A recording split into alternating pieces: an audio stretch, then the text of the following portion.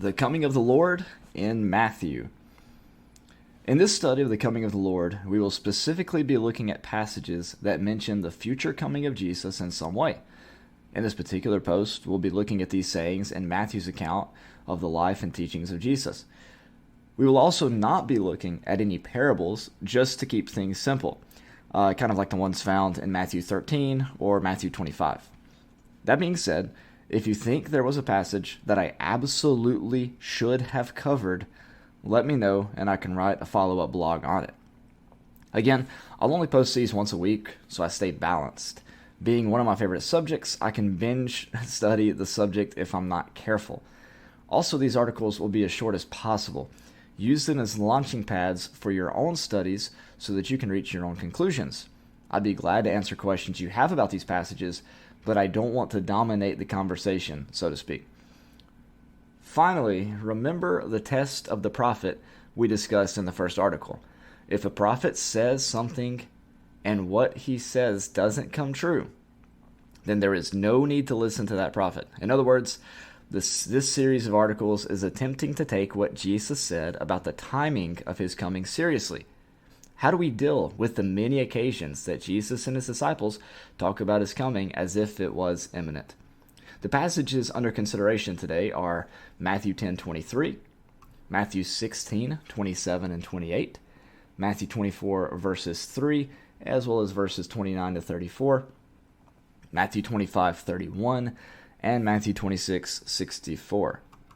Matthew 10:23.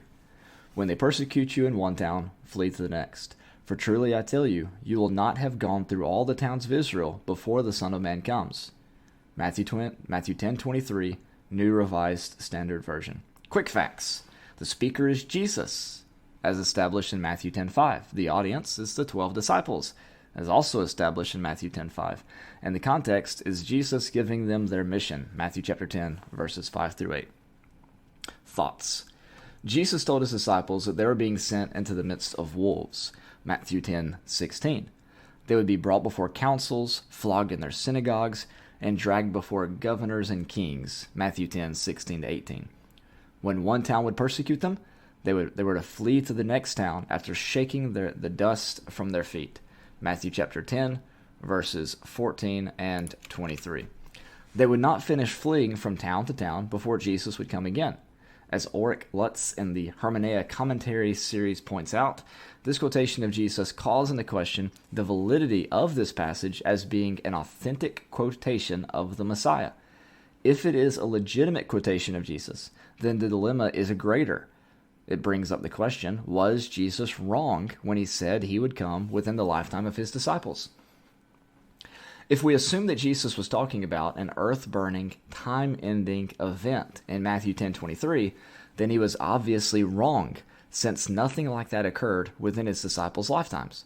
But if we assume that Jesus, being the Son of God, was correct in his prediction, then our trouble with this passage doesn't come from any shortcomings of Jesus, but of ourselves. Perhaps by reading into this text our own expectations, we make Jesus' fairly plain statement here way more difficult than we need to. If, however, we accept it as legitimate, then we simply need to look in Scripture for another way to understand what Jesus meant by his coming, something we will do in a few sections below. Matthew 16:27 and 28. For the Son of Man is to come with his angels in the glory of his Father, and then he will repay everyone for what has been done. Truly I tell you, there are some standing here who will not taste death before they see the Son of Man coming in his kingdom. Matthew 16:27 and 28. Quick facts. The speaker is Jesus, Matthew 16:24. The audience, his disciples, also Matthew 16:24. And the context, Jesus warns his disciples about judgment after telling them the cost of discipleship, Matthew 16:24 and 26. Thoughts. One key expression here is, in the glory of his Father. Not only does this set the stage for future passages like Matthew 25:31, but it also gives us some hints as to how Jesus would come again. For example, the Father came in judgment on Egypt. His glory, in that instance, was signified by a cloud. An oracle concerning Egypt. See, the Lord is riding on a swift cloud and comes to Egypt. The idols of Egypt will tremble at his presence, and the heart of the Egyptians will melt within them. Isaiah 19:1. Like the Father, Jesus' glory is often connected to the clouds, but like the Father, one should not automatically assume that the Son would literally ride on a cloud. Then, Matthew follows up his comment with a very stunning announcement. Some of his disciples would be alive at his coming. This agrees with what was stated earlier in Matthew 10:23. Ulrich Lutz offers some insightful comments here. The view of the judgment of the Son of Man ends with a solemn word of comfort. The comfort consists in the announcement that the coming of the Son of Man is so imminent that some of the ones standing here will experience it. An even greater problem is that the coming of the Son of Man is temporally determined, as in Matthew 10:23 and Matthew 24:34. He is coming while, quote, some of the first generations are still alive, end quote. Lutz, while saying that this was a, quote, problem, correctly interprets the force of Jesus' words here. Again, we must call to our attention the test of a prophet from Deuteronomy 18. If Jesus was wrong about this, then why we should view him as anything more than a good moral teacher. The other option, of course, is to say that this quotation is not authentic, and we shouldn't pay attention to Matthew. I'm not willing to go there myself, and I hope you aren't either, but many, unfortunately, have. For me, this passage is no problem at all, but it's actually vindicating Jesus as the Son of God, and is some of the best proof, in my opinion, for the validity of his claim to be the Messiah. Matthew 24, verse 3 and verses 29 to 34. When he was sitting on the Mount of Olives, the disciples came to him privately, saying, "Tell us, when will this be? And what will be the sign of your coming and of the end of the age?" Matthew 24:3. Immediately after the suffering of those days, the sun will be darkened, and the moon will not give its light, and the stars will fall from heaven, and the powers of the heaven will be shaken. Then the sign of the Son of Man will appear in the heaven, and then all the tribes of the earth will mourn, and they will see the Son of Man coming on the clouds of heaven with power and great glory. And he will send out his angels with a loud trumpet call. And they will gather his elect from the four winds, from one end of heaven to the other. From the fig tree learn its lesson. As soon as its branch becomes tender and puts forth its leaves, you know that summer is near. So also when you see all these things, you know that he is near, at the very gates. Truly I tell you, this generation will not pass away until all these things have taken place. Matthew 24:29 to 34. Quick facts. The speaker is Jesus, Matthew 24:4. The audience is the disciples who asked the question, Matthew 24:3. The context is Jesus is responding to a question which came from a comment he made about the fall of the temple in Jerusalem, Matthew 24, verses 1 and 2. Thoughts. There's obviously a lot of ground to cover in Matthew 24, so I apologize in advance for not being able to get everything. However, I believe our point can be made fairly quickly. First, this passage is answering the disciples' question about the fall of the temple and Jerusalem, something they connected to the coming of the Lord. Second, Jesus doesn't correct their assumption, but endorses it in passages like Matthew 24:15 to 20, when he talks about the holy place, Judea, and the danger of these events possibly happening on Sabbath. These and parallel passages from Luke point to the fall of Jerusalem, which took place in AD 70 at the climax of the Jewish-Roman War. Finally, like in Matthew 10 and Matthew 16, Jesus said this would happen within his generation. Some confusion might come about because of the language Jesus used to describe his coming. The sun would turn to darkness, the moon wouldn't give its light, the stars would fall from heaven. Of course, if these things were meant literally, then that obviously didn't happen in the first century. There is, however, another option. Kind of like the example from Isaiah 19 about the clouds, the prophets do use this language to talk about the fall of nations. Joseph, for example, used the symbols of the sun, the moon, and the stars to talk about the hierarchy in his family. Isaiah also used this decreation language when prophesying the fall of Babylon, Isaiah 13:9 to 13. Jesus' audience, who would have been familiar with these passages and with these prophets, would not have been expecting the cosmos to collapse at the fall of the temple.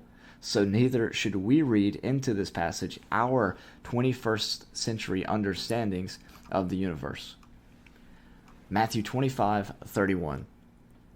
When the Son of Man comes in his glory, and all the angels with him, then he will sit on the throne of his glory. Thoughts? I'm not including a quick facts section here, by the way, since it technically is the same context as the section above, covering a few of the many passages in Matthew 24. Now, personally, I don't see how one can read Matthew 25:31 and think of a different coming than what was found in Matthew 16:27 and 28, or Matthew 24:30, since both passages talk about Jesus coming in glory with the angels. The major argument to divide these passages comes from what I see to be a misunderstanding of Matthew 24:36, which says, "But about that day and hour no one knows, neither the angels of heaven nor the Son, but only the Father." The argument goes, since Jesus knew that the fall of Jerusalem would be within that generation, Matthew 24:36 and following must be talking about a different signless coming. Here's two responses. Number one, just because someone knows the general time does not mean that they know the specific time. For example, the doctor might know that the baby is coming in 9 months, but that does not mean that he can know the specific day and hour of the child's arrival in most circumstances. So just because Jesus knew the general time, this generation, does not mean that he knew the specific time, the day and the hour. Number two, Jesus already hinted that he did not know the specific time of the fall of Jerusalem in verse 20 of chapter 24, when he told them to pray that they wouldn't have to leave Jerusalem on the Sabbath or in the winter. Apparently, he did not know the day, hour, or even the season that it would happen. On this basis above, I see no reason to separate Matthew 24, 1 to 34 from the following chapter and a half. Matthew 26:64. Jesus said to him, "You have said so, but I tell you, from now on, you will see the Son of Man seated at the right hand of power and coming on the clouds of heaven." Quick facts. The speaker is Jesus. The audience is the council of priests and leaders of Jerusalem, Matthew 26:59, called the Sanhedrin Council. And the context is Jesus is on trial, and the high priest commanded Jesus to say whether or not he was the Messiah, Matthew 26:63. Thoughts? Jesus had already said 3 times that some of his disciples would be alive to see the coming of the Lord. In this text, Jesus appears to imply that even some of his enemies would be alive to see his coming. Conclusion. While there are many texts one could appeal to in Matthew to talk about the coming of the Lord, these stand out to me because they specifically mention his coming. In them we find statements of imminence. That is, Jesus appears to say in almost all of these passages that his disciples and the enemies could expect him to come again within that generation. Now, we can say that Jesus was wrong, that Matthew didn't accurately report what Jesus said, or we can accept what Jesus said and force ourselves to rethink the ways we view the coming of the Lord that don't line up with the time restraints Jesus himself places upon our interpretations of his sayings. In other words, if our understanding of the nature of the coming of the Lord appears to call Jesus to be a false prophet, and that his predictions concerning the timing of his coming didn't come true, then we should forfeit our inferior understanding of the nature of his coming. Those who come from a Church of Christ background should be familiar with this argument when dealing with the nature of the kingdom in Matthew 3:3 and Mark 9:1. We ask the question, does at hand mean at hand? Well, I believe it does, and I'm only trying to be consistent with that idea. Please let me know what you think about Matthew. We still have a lot of other New Testament passages to cover.